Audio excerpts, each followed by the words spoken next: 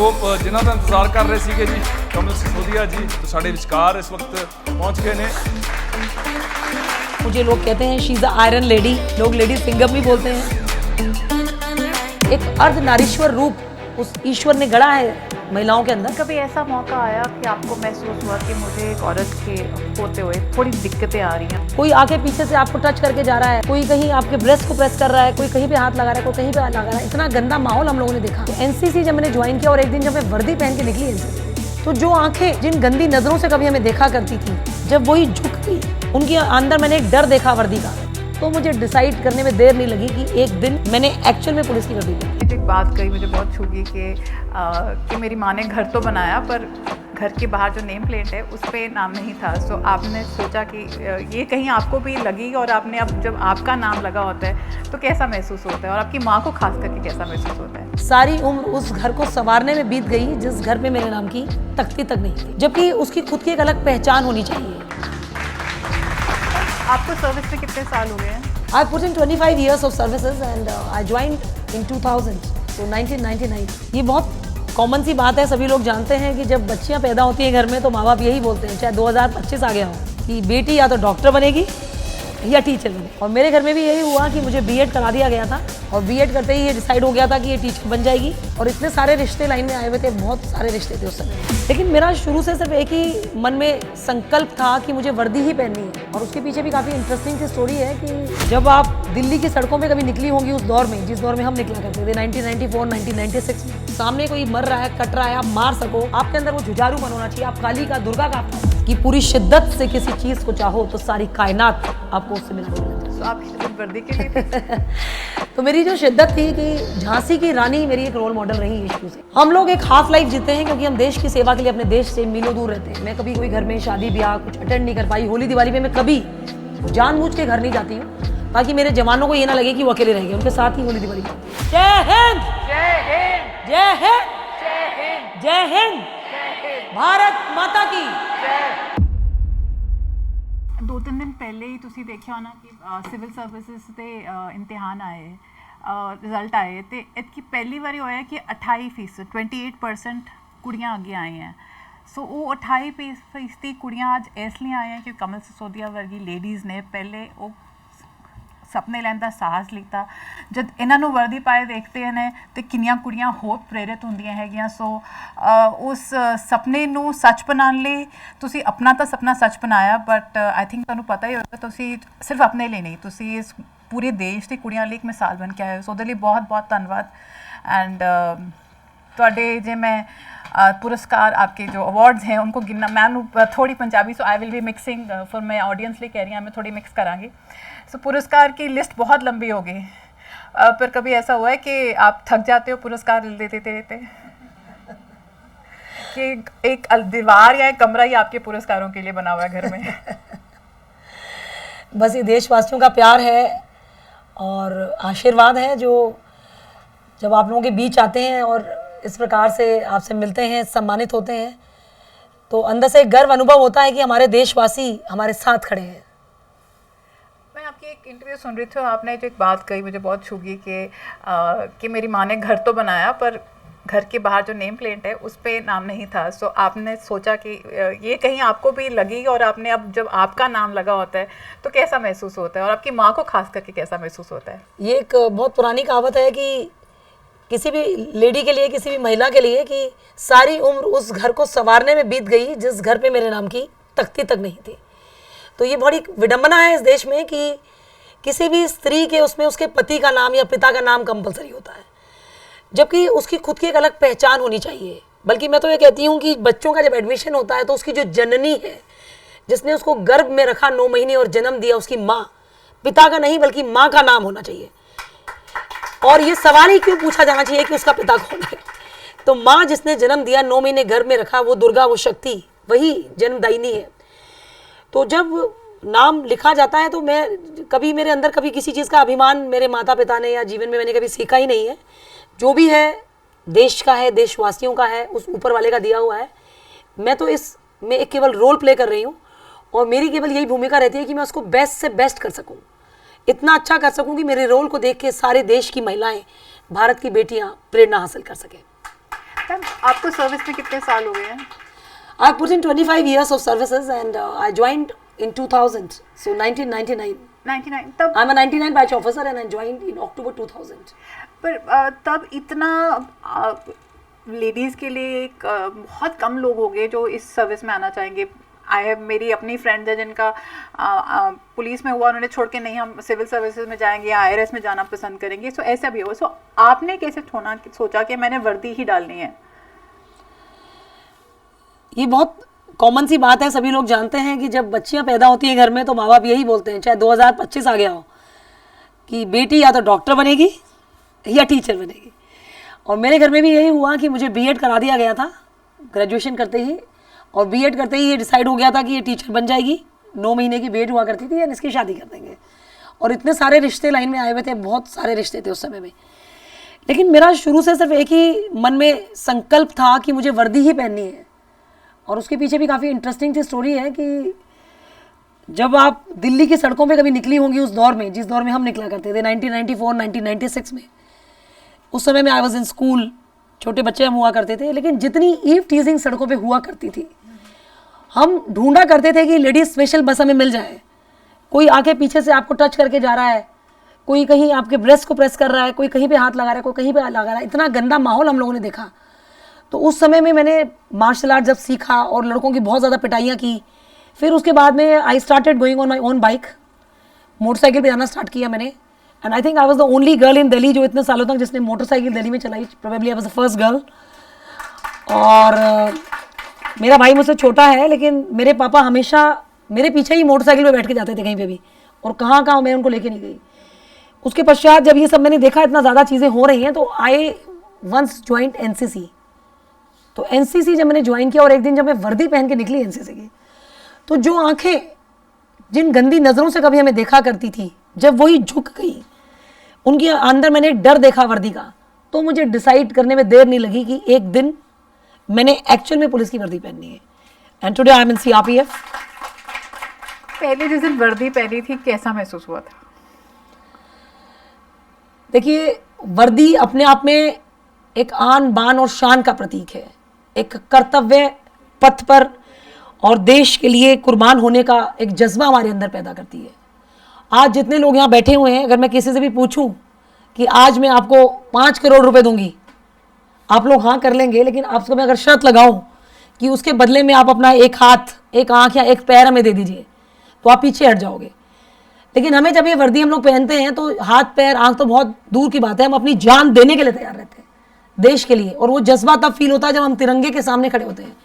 मुझे आपका नहीं पता, लेकिन जब मैं खड़ी होती हूँ तो मेरे पूरी बॉडी में एक सिरहन से पैदा होती है, और ऐसा लगता है कि इस मातृभूमि के लिए मैं कुछ भी कर सकती हूँ।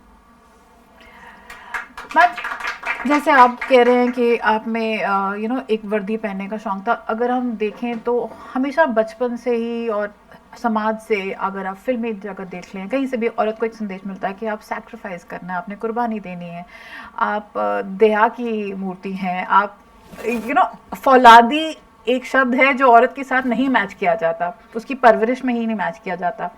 और जब आप वर्दी पहन जाते हो तो वो अंदर की फौलादी जो है ना, उसको एक सामाजिक रूप मिल जाता है कि हाँ अब ये फौलाद बाहर भी आगे दिख रहा है इसके। आप वर्दी को क्रॉस करने को एक बदतमीज से बदतमीज इंसान भी 100 बारी सोचेगा। सो आप दोनों को मैच कैसे करती हैं? जैसा कि आपने कहा कि फौलादी रूप, तो मुझे लोग कहते हैं she is a iron lady. Iron lady के नाम से मैं जानी जाती हूँ, लोग लेडी सिंघम भी बोलते हैं। और सबको मालूम है कि जब मैडम यूनिफॉर्म में होती हैं या मैडम जब ऑफिस में होती हैं, किसी भी ड्यूटी पे होती हैं, तो शी इज़ वेरी स्ट्रिक्ट, एक खतरनाक श्रेणी में आती हूँ। और जब दूसरी ओर किसी जवान की दुख दर्द तकलीफ को दूर करने की बात आती है, तो उसमें भी मैं टॉप में आती हूँ। तो ये एक अर्ध नारीश्वर रूप उस ईश्वर ने गढ़ा है महिलाओं के अंदर, कि किसी के दुख दर्द तकलीफ को ममता से समझते हैं।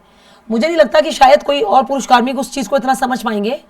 और आपकी जानकारी के लिए बता दूं, पिछले 25 साल के करियर में मैंने कभी कोई महिला बटालियन कंपनी में नहीं, हमेशा पुरुष बटालियंस और पुरुष कंपनियां ही कमांड की हैं। और वर्तमान में जिस बटालियन को मैं कमांड कर रही हूँ, वो मुख्यमंत्री पंजाब की सुरक्षा कर रही है, और बहुत सारे Z+Z और Y कैटेगरी के protectives all over Punjab, Panchkula, Delhi तक। तो बहुत बड़ा इसका डिप्लॉयमेंट है, बहुत बड़ी जिम्मेदारी है।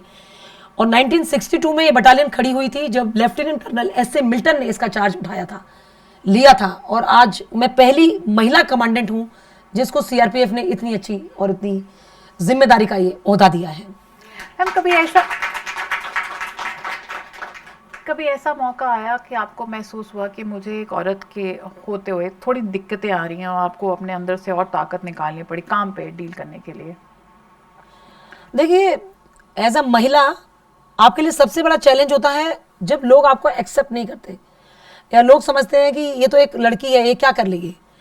तो आपके लिए एक चैलेंज बन जाता है अपने आप को प्रूव करना, क्योंकि जिस समाज में हम हैं अभी तक it's still a male dominating society. तो इसीलिए मैं ज़्यादा से ज़्यादा लोगों से यही, जब भी मैं जाती हूँ ऐसे कार्यक्रमों में इतना समय निकाल के आती हूँ ताकि मेरे को देख के लड़कियों में, देश की बेटियों में ये मैसेज जाए कि ज़्यादा से ज़्यादा लड़कियों को, बच्चियों को, बहनों को they should join the police services, whether it's CRPF, whether it's army, whether it's defense forces, whether it's any police force. Maximum girls should join, and CRPF is a very wonderful force. CRPF यानी कि केंद्रीय reserve police बल, the peacekeepers of the nation, एक इतना महान बल है जिसकी बहुत ही गौरवमयी परंपराएं हैं। तो ज़्यादा से ज़्यादा बच्चियां, देश की बेटियां जब इसको ज्वाइन करेंगी तो मुझे लगता है कि एक बहुत ही सुरक्षित और अच्छा समाज हम रचित करने में सफल हो पाएंगे। सो कभी आपको ऐसी लगा नहीं कि आपको कोई दिक्कत नहीं आई? मतलब कभी इस बिकॉज ये एक मर्द प्रधान देश है, मर्द प्रधान सोच है, तो कहीं आपको लगा कि मुझे जूझना पड़ा? दिक्कत तो लाइफ का पार्ट है, परेशानियां नहीं आएंगी तो फिर जीवन नहीं होगा। जीवन में बहुत सारी परेशानियां आती हैं। अगर आप हमारी ट्रेनिंग को ही देखेंगे, इट वॉज अ 55 वीक्स यानी 1 साल की लंबी ट्रेनिंग थी। वहीं से ही जिस दिन से हम ज्वाइन करते हैं फोर्सेस को, हमारा चैलेंज शुरू हो जाता है। मैम कितनी लेडीज थे आपके साथ? सिर्फ मैं थी और मेरी केवल एक अकेली बैचमेट, लेकिन उसका भी स्क्वाड अलग था, मेरा स्क्वाड अलग था। तो अपने स्क्वाड में मैं अकेली ही लेडी ऑफिसर थी। और आप कल्पना कर सकते हैं कि उस 1 साल की ट्रेनिंग में हमने 18 दिन लगातार जंगल में भी बिताए, जिसमें हमने रात भी दिन भी पूरा जंगल में ही रहना, और रात को सो भी नहीं पा रहे हैं। अचानक कभी कोई ग्रेनेड्स, कभी कुछ, हमें फायरिंग भी करनी है, हमें सब कुछ करना है। और उसमें आपको पीरियड्स भी हो रहे हैं, आपको जंगल में ही टॉयलेट जाना है, सब कुछ जाना है। तो definitely it's a very challenging life. आप जब सिविल में रहते हैं तो हम 1 किलोमीटर भी, लोग 2 किलोमीटर मुश्किल से चलते हैं, वहाँ 40-40 किलोमीटर जंगलों में हम लोग चल रहे हैं। And for your kind information, आपके लिए अलग से नहीं होता कि लेडी ऑफिसर्स के लिए कोई अलग ट्रेनिंग है या मेल ऑफिसर्स के लिए। The training is same. रात भर नाइट एक्सरसाइजेज हो रही हैं, पेट्रोलिंग कर रहे हैं, सब कुछ कर रहे हैं। तो वो एक थ्रिल होता है, एक पैशन होता है। अगर अंदर आपके हिम्मत नहीं है, जज्बा नहीं है, तो इतने बड़े चैलेंजेस बहुत से लोग छोड़ के चले जाते हैं। कितने लोग छोड़ के चले गए। आपने एक बड़ा इंपॉर्टेंट इशू एड्रेस किया कि पीरियड्स भी है। सो ये एक वर्ड ही लोग कहने से शर्माते हैं कि भी जो रियलिटी है, दुनिया आगे ही ना चले और औरत के पीरियड ना हो, पर फिर भी इससे शर्माते हैं। इसके लिए कोई स्पेशल अरेंजमेंट किया जाता है? हाउ, मतलब औरत के दिमाग में आता है कि कैसे? नहीं, मुझे आज तक ये समझ में नहीं आया कि जो चीज़ परमात्मा ने बनाई है, उस ईश्वर ने बनाई है, उसको बात करने में लोग शर्माते क्यों है। बच्चियों को या उनको ओपनली इन चीज़ों के बारे में, सेक्सुअल एजुकेशन के बारे में, वुमेन हेल्थ के बारे में जानकारी नहीं दी जाती है। मुझे भी लगता है कि हमें भी अगर स्कूल कॉलेज में सही समय पर जानकारी मिल गई होती तो बहुत सी चीज़ें नहीं होती।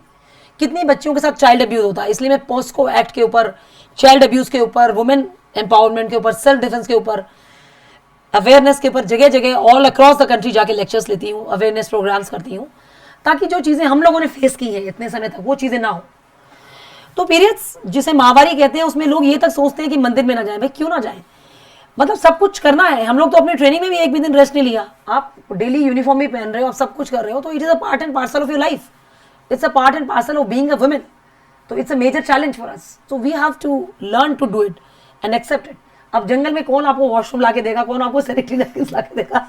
तो पोर्च पिट्टू में आप लेके चलोगे and then it's your own this thing. मतलब you have to face those hardships and challenges. आपके लिए तो आपने फेस किया, बट आपके जो कॉलीग्स हैं, एक बटालियन में आप ट्रेनिंग ले रहे हो, 60 पीपल होंगे, कितने होंगे, तो उनके लिए भी it's a battalion strength of more than 1000 जब आप ट्रेनिंग कर रहे होगे तो वो कितने लोग होंगे? तो आपके जो बैचमेट्स होंगे उनके लिए भी कितना एक लर्निंग एक्सपीरियंस होगा, क्योंकि जब उन्होंने भी कितना कुछ सीखा होगा आपके साथ रहते हुए कि हाउ टू बी सेंसिटिव कैसे होना है, ध्यान कैसे रखना है। थोड़ी उनके अंदर की भी कठोरता कम हुई होगी। ऐसा कोई इंसिडेंट है जो आपको लगा हो कि हाँ, ये 3 साल में मेरे साथ काम करते करते ये इंसान कितना बदल गया है? नहीं, एक नहीं, अनेकों लोगों को बदलने में मुझे भूमिका निभाने का मौका मिला अपने 25 साल की सर्विस में। और जैसा कि मैंने आपको बताया, चूंकि मैं मेल बटालियंस और मेल कंपनीज ही कमांड करती हूँ, तो मुझे देख करके उनको डबल प्रेरणा मिलती है। क्योंकि मैं कभी ये नहीं करती कि मैं अलग से रह रही हूँ कंफर्ट में, और मैं उनके साथ ही रहती हूँ, उनके बीच ही रहती हूँ, और अपने से पहले अपने जवानों का ध्यान रखती हूँ, उनके वेलफेयर, उनके कल्याण के प्रति उनके लिए टॉयलेट्स, उनके लिए बाथरूम, उनका रहना खाना पीना। तो उनको खुद एक लगता है कि मैडम हमसे आगे हमारे लिए खड़ी हुई है। तो मुझे आज तक आप देख करके हैरान होंगे कि मुझे कोई डिपार्टमेंटल इंक्वायरी खोलनी नहीं पड़ी अपनी बटालियन में। मेरे कहने से पहले ही मेरे जवान आगे खड़े रहते हैं।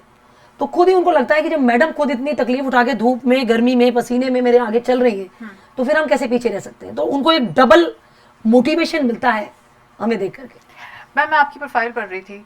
सो आप ड्यूटी तो निभाती हैं, पर ड्यूटी से ज़्यादा भी बहुत काम करती हैं। अगर आप सोशल वर्क के एफर्ट्स आपके देख लें, चाहे वो ट्राइबल एरिया में हो, चाहे आपने सेक्सुअल अब्यूज़ के लिए किया हो, तो ये आपकी ममता का है कि आप बिकॉज आप अपनी वर्दी की ताकत को समाज में इस्तेमाल करने पर यूज़ कर रहे हैं, बट ये आपका टाइम घर से भी लेता होगा। तो दोनों को बैलेंस कैसे करते हो? बिकॉज ममता घर में भी चाहिए होगी।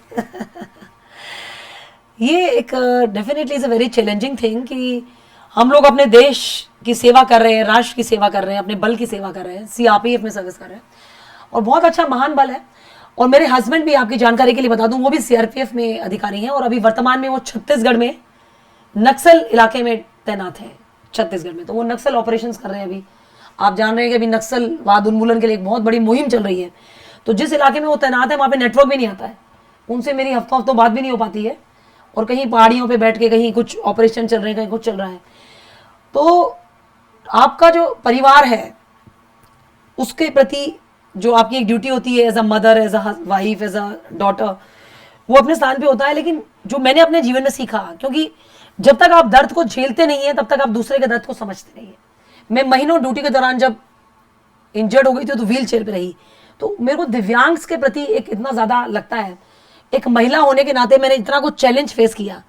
जब आप इतना कुछ झेल के आते हो, चाइल्ड अब्यूज झेल के आते हो, सब झेल के यहाँ पे पहुंचे हो, जब बचपन में if you have been raped by your own मामा, तो आप किन सिचुएशन से गुजर के उस चीज़ पे आके पहुंचते हो, जो आपकी आत्मा पे दाग लग जाते हैं, उनको आप भूल नहीं पाते हो।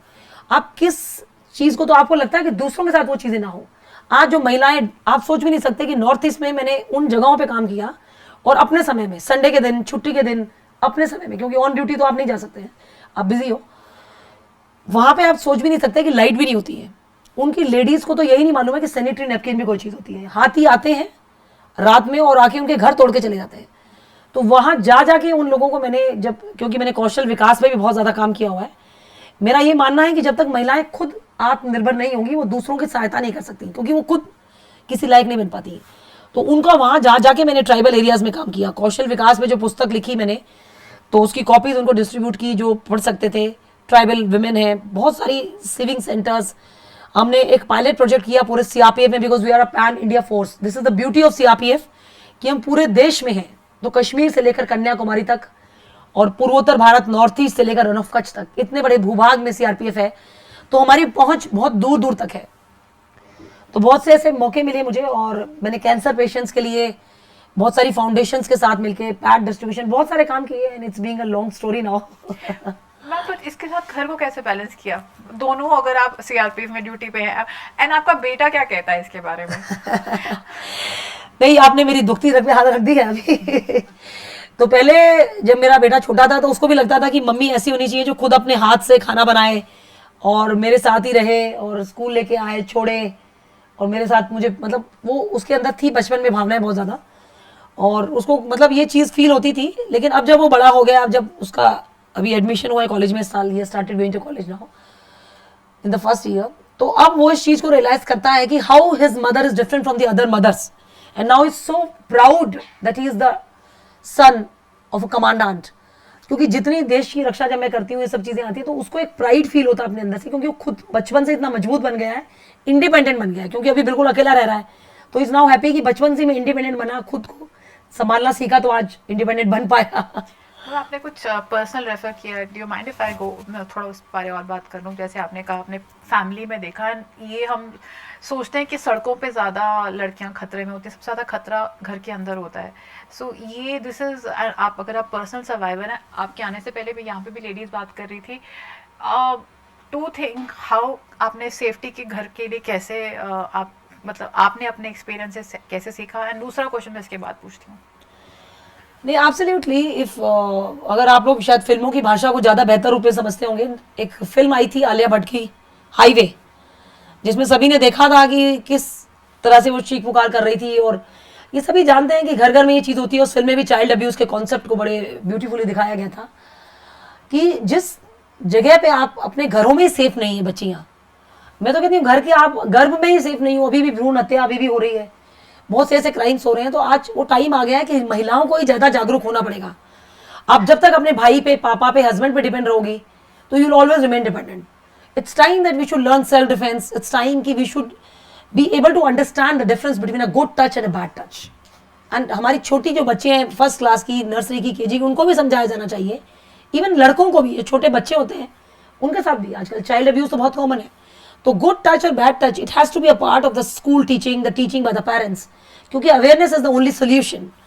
And then self-defense is of course a very important thing which should be a part of the curriculum from the very beginning. और हमारे जैसे अधिकारी हैं, हम जाते हैं स्कूल और कॉलेजेस में तो हम बच्चों को समझाते हैं। और माननीय प्रधानमंत्री जी ने बहुत अच्छी ये बात कही कि हम सब 100 घंटे के करीब जाके वो करें। और जब हम यूनिफॉर्म में जाते हैं बच्चों के बीच में तो उनको बहुत सी चीज़ें समझ में आती हैं। तो things really change if we make efforts. दूसरा सवाल, आई मीन अगर ऐसा कुछ हुआ है तो ऑब्वियसली मानसिक तौर पे इफेक्ट तो पड़ता है ना। अभी आपके आने से पहले लेडीज बात कर रही थी, depression is one thing which is, मतलब मैं खुद भी PTSD की पेशेंट रह चुकी हूँ, सो मैंने बड़ी मुश्किल से उसमें से अपने आप को निकाला। So how did you manage, मतलब आप कैसे उसको बुला के and you know come back. Struggle सबसे ज़्यादा ये होती है कि आप अपने अंदर के अंधेरे को अपने आप को टेक ओवर ना करने से। आप बहुत पॉजिटिव वाइब्स दे रही हैं, सो वो जर्नी कैसी रही? अब जैसे मैंने आपको बताया, देखिए कि हस्बैंड छत्तीसगढ़ में है, बेटा कॉलेज में है, तो आई am all by my self now. And most of the times भी ड्यूटी में होते हैं तो हस्बैंड के साथ आप कितना रह पाते हैं, बच्चे भी स्कूल कॉलेज में होते हैं। तो basically for every women and in fact for every person it's your own internal journey. Ultimately हम लोग एक हाफ लाइफ जीते हैं क्योंकि हम देश की सेवा के लिए अपने देश से मीलों दूर रहते हैं। मैं कभी कोई घर में शादी ब्याह कुछ अटेंड नहीं कर पाई। होली दिवाली में मैं कभी जानबूझ के घर नहीं जाती हूँ ताकि मेरे जवानों को ये ना लगे कि वो अकेले रह गए, उनके साथ ही होली दिवाली मनाती हूँ।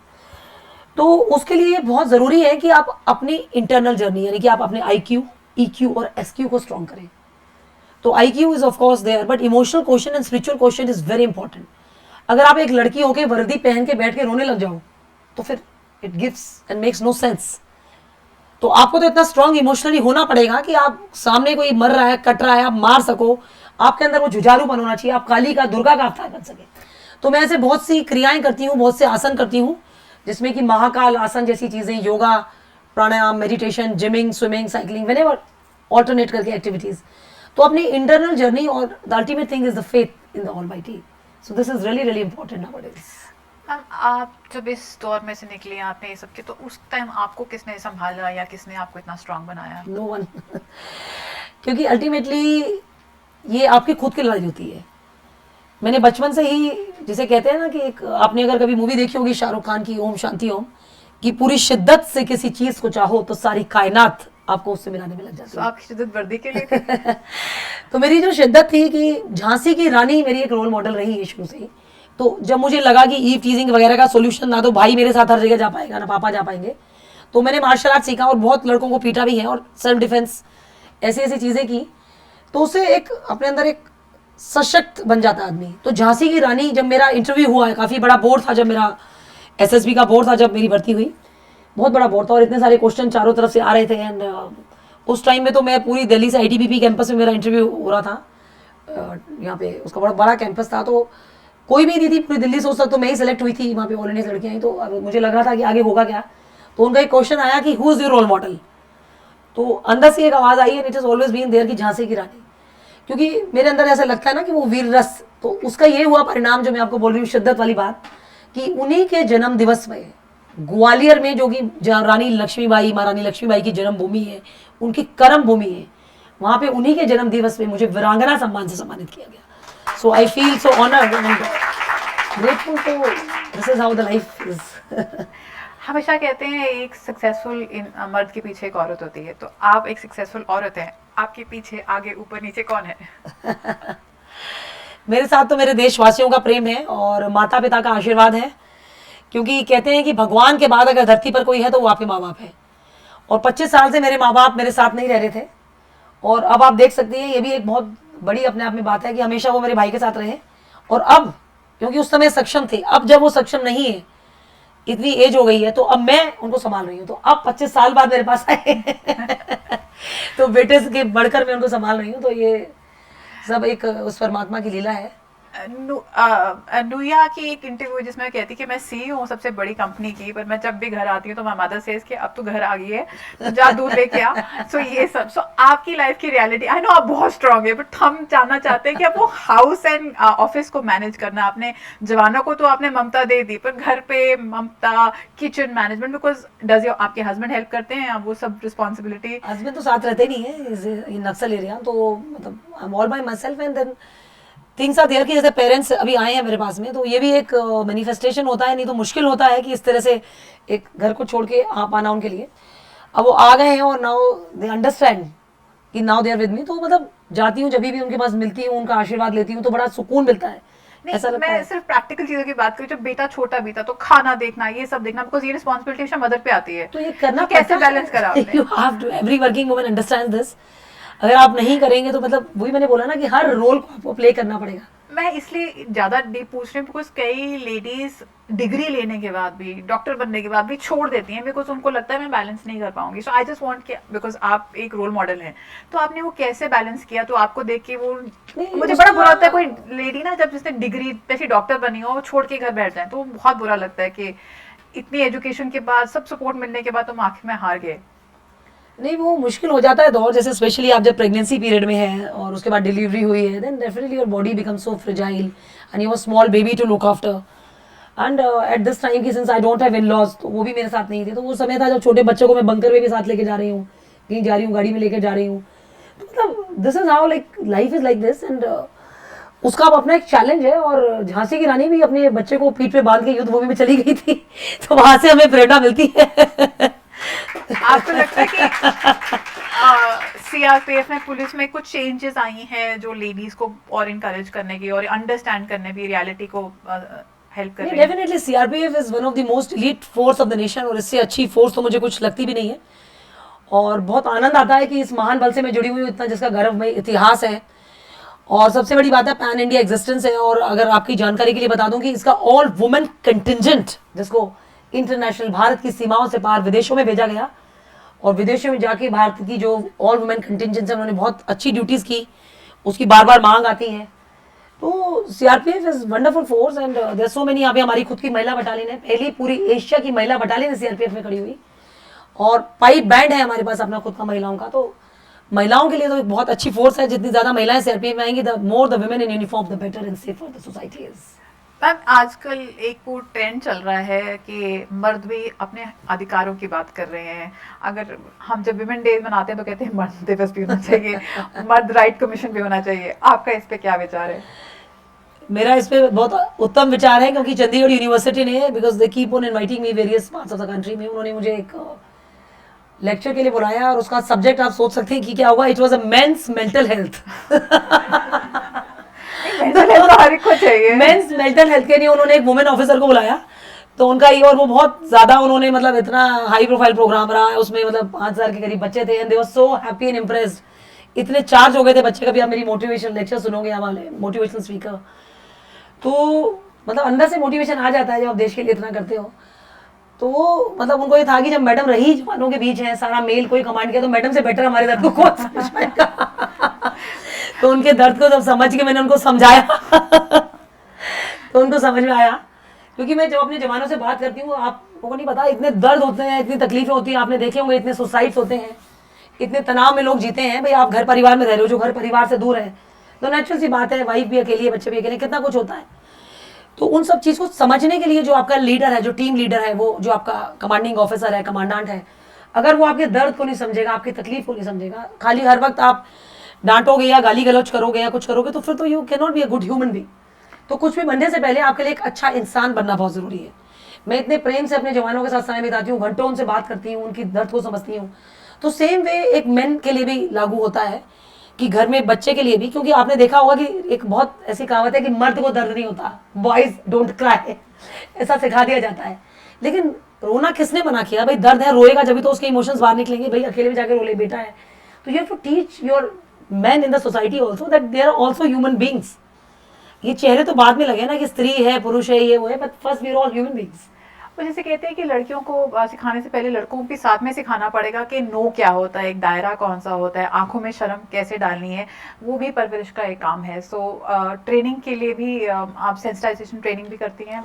जेंडर सेंसिटाइजेशन पे बहुत सारी ट्रेनिंग्स होती हैं, और जैसे मैंने बताया कि खुद यू लीड बाय एग्जाम्पल, और मुझे लगता है जितनी ज़्यादा वुमेन कमांडर्स हैं वो उतना ज़्यादा बेटर है, बल्कि ज़्यादा अच्छा काम करते हैं।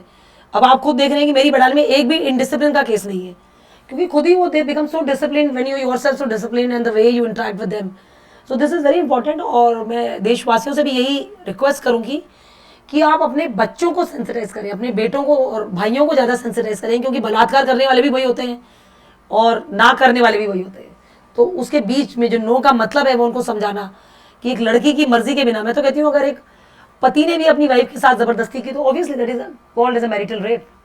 अभी हम वहाँ पहुंचे नहीं है, पर आई थिंक जिस दिन हमारी लड़कियों की होंद हर जगह, पॉलिटिक्स में, यूनिफॉर्म में, जुडिशरी में, हर जगह बराबर की होगी तो सोच बदलेगी। एंड जैसे आप कह रहे हो कि प्यार से सिखाना, प्यार से लीड करना भी एक आर्ट है जो एक औरत ही कर सकती है। सो बट आपने ये प्रूव किया कि कुछ भी नामुमकिन नहीं है। और आई नो वो ओम शांति ओम का डायलॉग सबको पसंद है, पर हाँ, शिद्दत से किसी चीज को चाहो तो मिलेगा ही मिलेगा। सो मैं एक चीज पूछूं, जैसे ब्रो कोड होता है ना कि हाँ जी, एक ब्रो कोड होता है कि मर्द हमेशा अपने फ्रेंड सा खड़ते हैं, औरतों का कितना साथ मिला है कि औरत फीमेल कोड, लाइक बिकॉज मेरी जो सबसे ज्यादा क्लोज स्ट्रॉन्ग फ्रेंड्स हैं विमेन ही हैं, बिकॉज वो जो मुझे स्ट्रॉन्ग करती है, मुझे अंडरस्टैंड करती है। आई थिंक ये परसेप्शन चेंज हो रही है, पर आपको कैसे महसूस होता है? नहीं डेफिनेटली आजकल टाइम बहुत चेंज हो गया है और women are really standing in support of each other and we must, तो definitely it's very important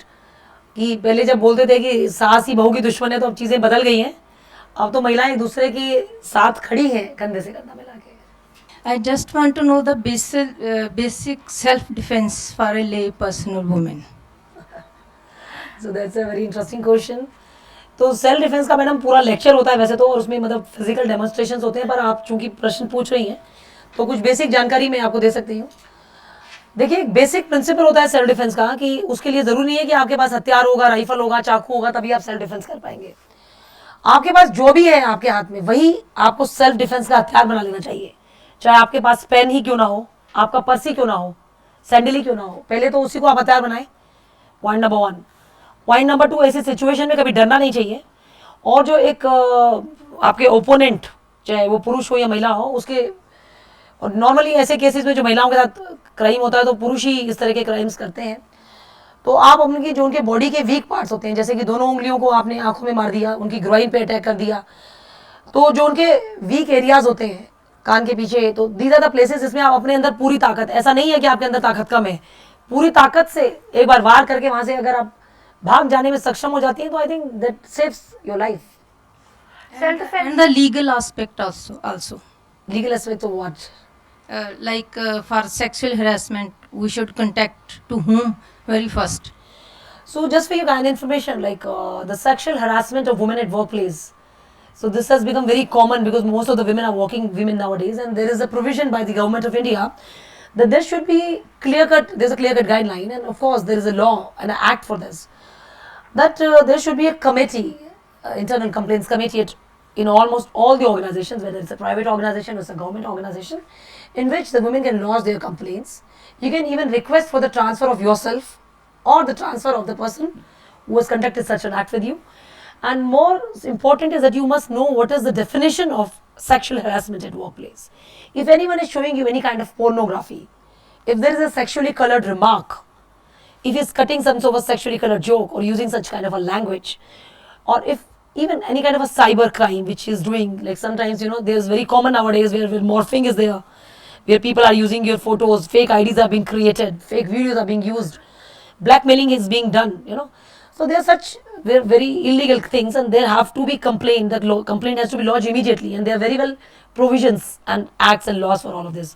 So there have been so many things which the government of the country has done for us. या ma'am I am from Panchkula and आजकल tri city में जो chain snatchings हो रही हैं उसके लिए क्या करना चाहिए? हम लोगों ने तो मतलब चेन्स वगैरह गोल्ड पहनना बंद कर दिया है, और जितना जितना गोल्ड का रेट बढ़ता जा रहा है उतना ही सोना पहनना भी खतरनाक होता जा रहा है। पिंक इयरिंग वैसे ही बड़े अच्छे लग रहे हैं, गोल्ड को क्या यूज करना है? नहीं नहीं नहीं पर कुछ लेडीज हैं जो कहती है नहीं हमने तो गले में खाली नहीं रखना है, तो मैंने कहा आर्टिफिशियल पहन लो। कम ज्वेलरी पहनी हुई है, कितने अच्छे वो लग रहे हैं। आर्टिफिशियल भी नहीं पर जो आजकल अभी भी हो रही है आपके न्यूज़पेपर्स में देखो बहुत स्नैचिंग्स हो रही है। रिस्पांसिबिलिटी उस पे नहीं आएगी, आई थिंक कुछ ज्यादा ही। हम मैम आई नो मैम बहुत कुछ करती है पर हर चीज तो नहीं कर सकती, शायद कर सकती है, मुझे पता नहीं है। Police should do. इसमें आई कैन मेंशन दिस कि जैसे I was posted in J&K, तो जिस कैंपस में हम लोग डिप्लॉयड थे उसके सामने एक पार्क था, तो उसमें ऐसे लेडीज ब्रेसलेट पहन के चली जाती थी गोल्ड के, या कुछ तो वहाँ पे गैंग्स थे, और वो जाकर के उनका या तो ब्रेसलेट स्नैच कर लेते थे या चेन स्नैच कर लेते थे, और कुछ ना कुछ उसमें होता था क्योंकि उसमें काफ़ी अंधेरा रहता था। तो that was not a part of my duty कि मतलब, लेकिन फिर भी मैंने उस कैंपस में, क्योंकि बहुत अंधेरा था, तो ऐसी चीज़ें करनी पड़ती हैं, और देश और समाज सेवा के लिए आप करते हैं विभिन्न संस्थाओं से मिलकर। तो उसमें मैंने पूरे में लाइटिंग लगवा दिया, पूरे में ट्रैक्स बनवा दिए, और उसमें हमारी जैसे सामने कैंपस के थे हमने पेट्रोलिंग वगैरह निकालनी शुरू कर दी, और जो लोग बैठ के वहाँ पे ड्रग्स लेते थे, इस तरह का एक गैंग बना हुआ था, वो पूरा का पूरा ड्राइंग वहाँ से हटवा दिया, खुद जाकर के मैं वो करती। तो मतलब जहाँ पे लाइटिंग होगी, पब्लिक होगी, नेचुरली लोग कर नहीं पाएंगे, लेकिन मतलब this is how the society has become, but then this is very important कि such things should be stopped. तो खुद के लिए आपको इतना सशक्त और वो रहना पड़ेगा, बलवती होना पड़ेगा। Hello ma'am I am a taxi ladies taxi driver. तो ऐसा है जैसे 2022-23 में आया था कि जैसे लेडीज़ जो ड्राइव करती हैं रात को भी, तो कुछ सायरन कुछ ऐसा न्यूज़ आई थी कि भाई लेडीज़ जो ड्राइव करते हैं उनके ड्राइवर सीट पे कोई बटन, कोई सायरन कुछ ऐसा आने वाला है, बट अभी तक तो कुछ ऐसा हुआ नहीं।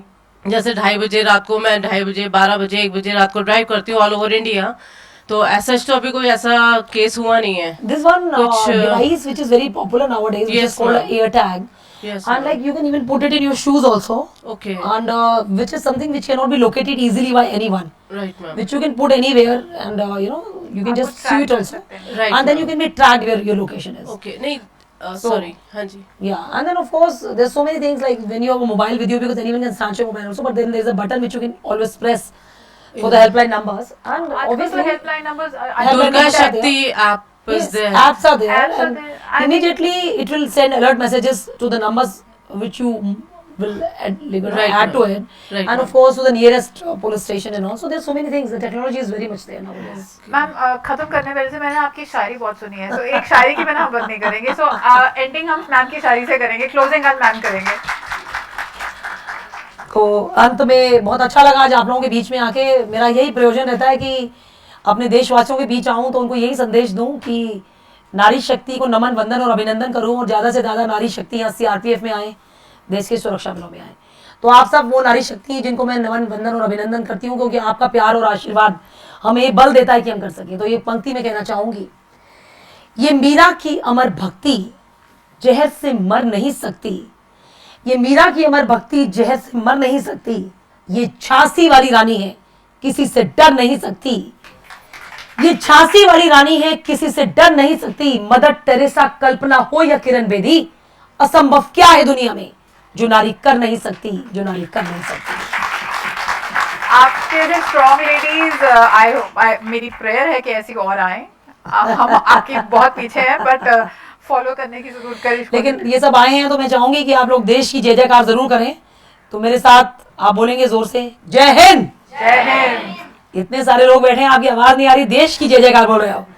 जय हिंद, जय हिंद, जय हिंद, जय हिंद, जय हिंद, जय हिंद। भारत माता की जय, भारत माता की जय, भारत माता की। जय। अभी आपने देखा कि आपकी गुंजार किस प्रकार हो रही है, तो एक पंक्ति बस अंत में आप सबको मैं डेडिकेट करना चाहूंगी।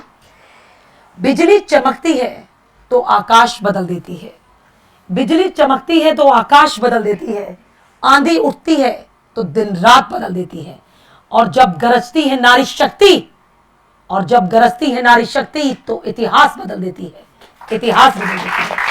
जय हिंद, जय भारत। जय Hind ma'am, thank you so much हमारे साथ आने के लिए, टाइम निकालने के लिए, एंड आई होप आप सिर्फ भारत में नहीं विदेश में भी आपका नाम हो और हम कहें कि हमने आपकी इंटरव्यू की थी।